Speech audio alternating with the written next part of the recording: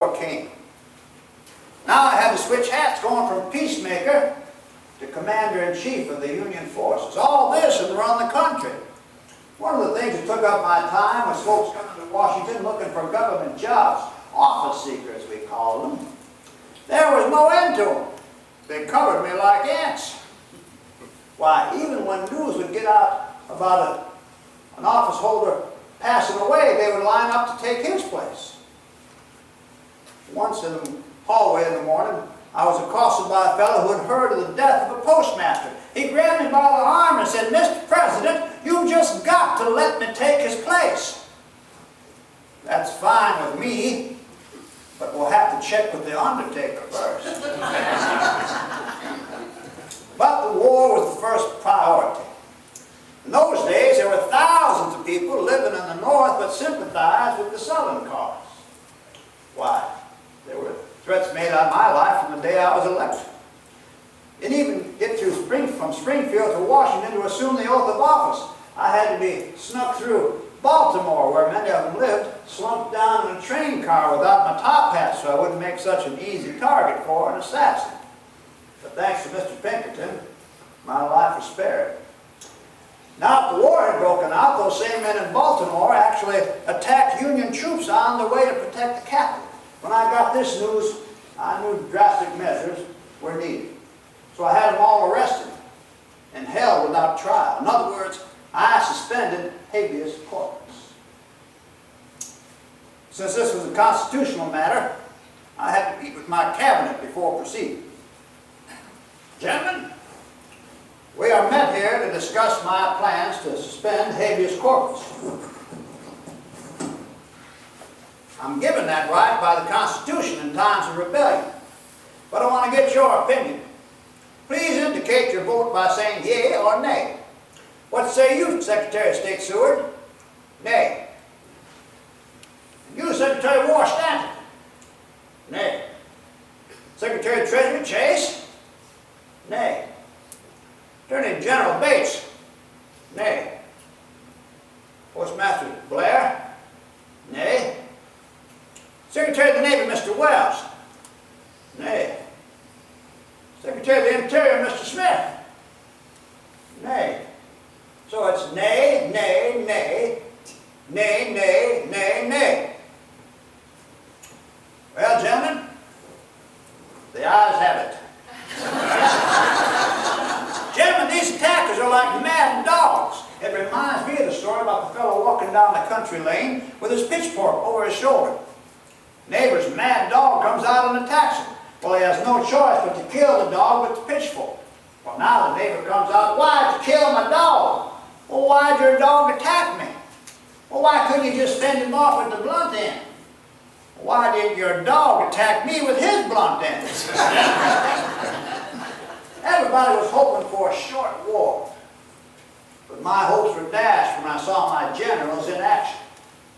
And I mean in action.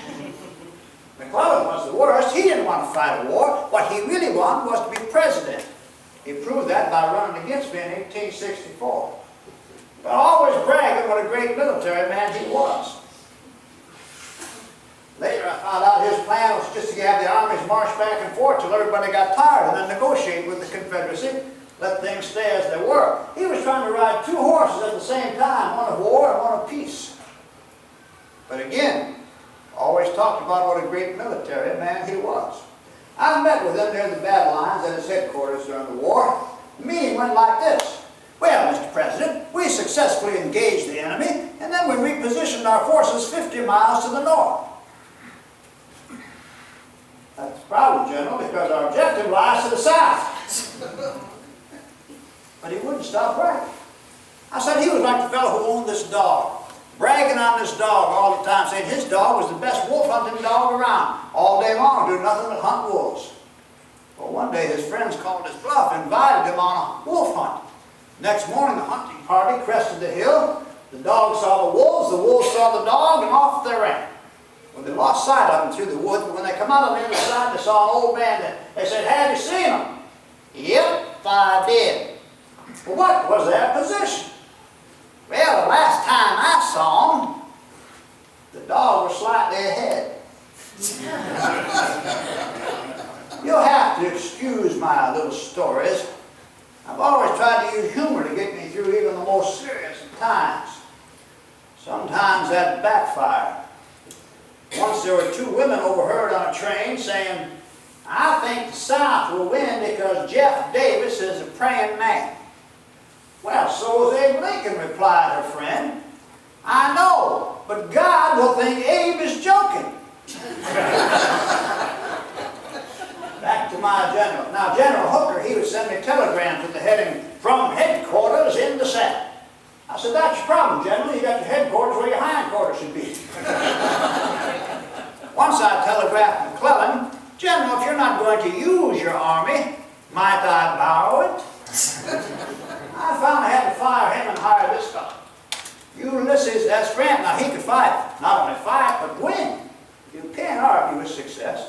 Or he was criticized for drinking too much whiskey. But when that criticism would come up, I would say, "Find out what brand of whiskey General Grant drinks and send a barrel of it to my other generals." No, he was helping us make progress. And with successes like General Grant, General Meade, General Sherman, and General Sheridan, we were finally making progress to end this war. But not without great cost. In the end, over 600,000 men would lose their lives on both sides. I needed to find a way to save the Union, but end the bloodshed. Oh, I was getting all kinds of advice from all sides. Some were accusing me of backing away from my promises to free the slaves. I said, I might walk slowly, but I never walk backwards. The most popular newspaper in the country was against me. The editor, Mr. Horace Greeley, published an open letter criticizing my policies. What Mr. Greeley did not know is I already had a draft of the Emancipation ready to go, but I was just waiting for the right time.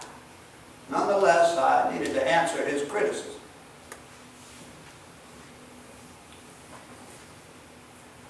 I wrote back to Mr. Greeley in a letter that I knew would also be published.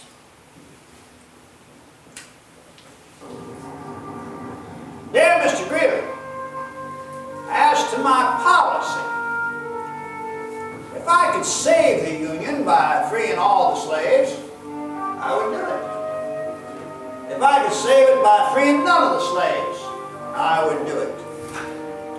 If I could save the Union by freeing some and leaving others alone, I would do that. I have here stated my official policy, not to be misconstrued with my oft-expressed opinion that all men everywhere should be free. Yes, I was prepared to use the emancipation along those lines, although I was waiting for the right time to do so. I needed a decisive Union victory. And when that came, it was now time to issue the Emancipation Proclamation. Although this document is one of the most misunderstood documents in history. Some assume that it simply freed all the slaves, but that would be coming to the wrong conclusion. This was used under the War Power Act, which allowed me to confiscate enemy property. All along the South was saying slaves were property.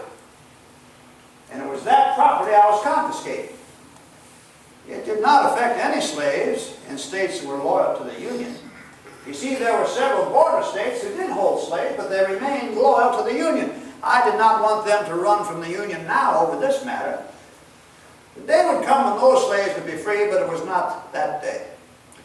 No, the emancipation only affected the slaves in the rebellious states. It was used as a military strategy.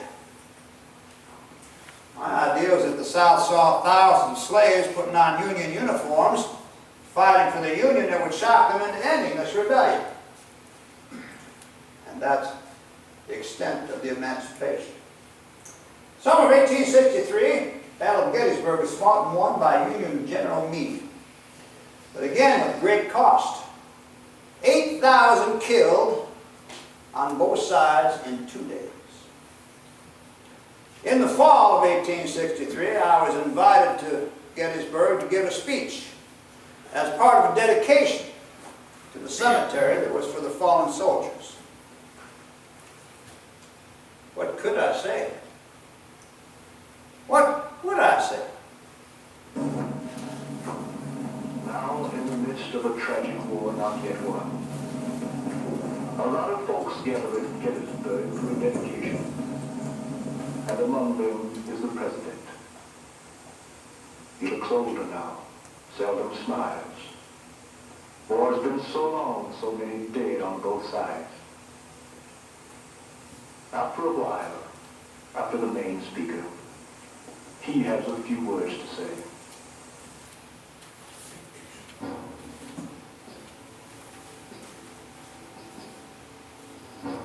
Fourscore, 7 years ago, our fathers brought forth on this continent a new nation, conceived in liberty, dedicated to the proposition that all men are created equal. Now we're engaged in a great civil war, testing whether that nation or any nation, so conceived, so dedicated, can long endure. We're met on a great battlefield of that war.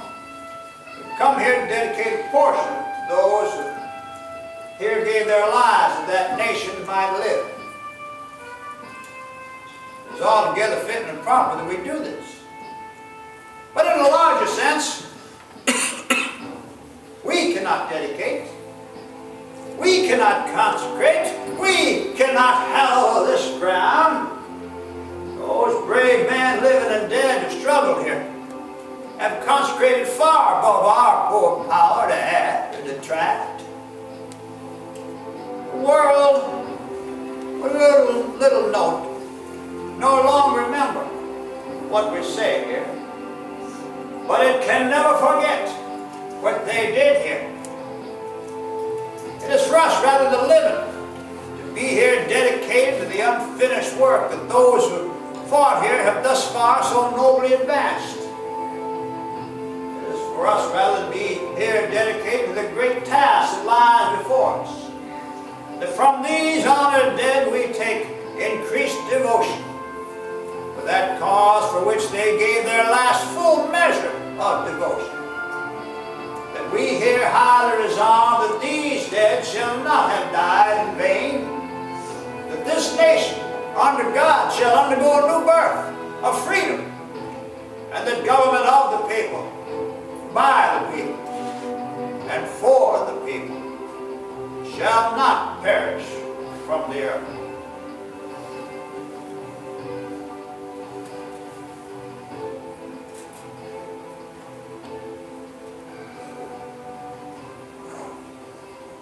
In addition to dealing with the rising casualties, I now also had to deal with a situation where, out of fear, some Union soldiers were running from the battle lines and now faced the firing squad. I was always trying to find ways to party. Sometimes it was all too easy.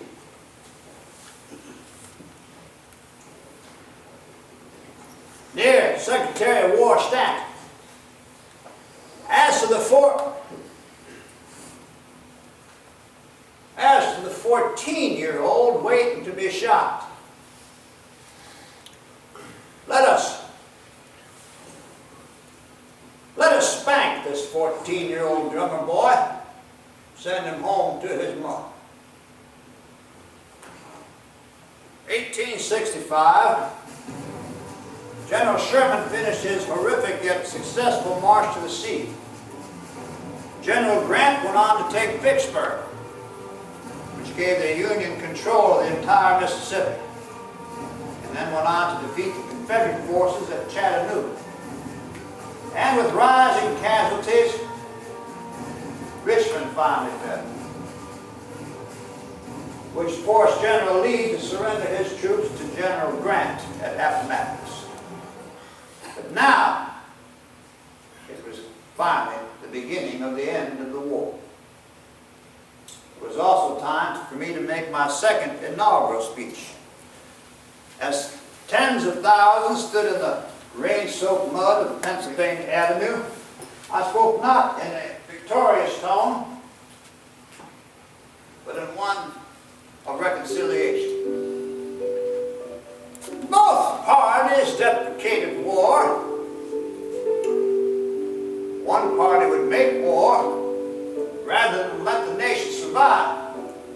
The other would accept war rather than let it perish. Neither party expected for the war the magnitude and duration is already attained.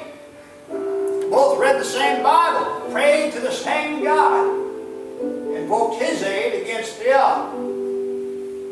Both prayers could not be answered. With malice toward none, charity for all. Let us strive on to finish the work we're in, and bind up the nation's wounds, to care for him who shall have borne the battle, and for his widow and his orphan, and to do all to attain and cherish a just and lasting peace amongst ourselves and with all nations. After the speech, I turned to the band and I asked them to play one of my favorite songs, Dixie.